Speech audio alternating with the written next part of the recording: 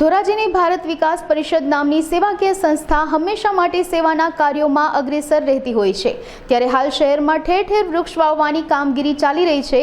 લોકો વધુમાં વધુ વૃક્ષોનું વાવેતર કરે તેવા હેતુથી ભારત વિકાસ પરિષદ દ્વારા તેમજ શહેર સામાજિક વનીકરણ રેન્જ દ્વારા વિનામૂલ્યે રોપા વિતરણ કરવામાં આવ્યું હતું। આ પ્રસંગે ઉપસ્થિત ફોરેસ્ટ વિભાગના અધિકારીએ જણાવ્યું હતું કે બાળકોના જન્મદિવસે, લગ્નમાં, સગાઈના દિવસે તેમજ વિવિધ ખુશીના અવસરે એક વૃક્ષ વાવવું જોઈએ।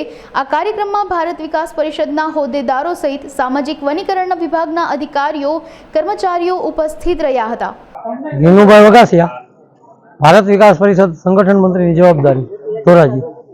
આજરોજ તારીખ 7/7/2024 રોજ ભારત વિકાસ પરિષદ ધોરાજી શાખા અને સામાજિક વનીકરણ રેન્જના સંયુક્ત ઉપક્રમે શ્રી કૃષ્ણ ગૌશાળા ધોરાજી ખાતે વિનામૂલ્યે રોપાનું વિતરણ અને ભારત વિકાસ પરિષદ ધોરાજી શાખા દ્વારા રાહત દરે પાંજરાના વિતરણનો આજરોજ કાર્યક્રમ રાખવામાં આવેલ છે।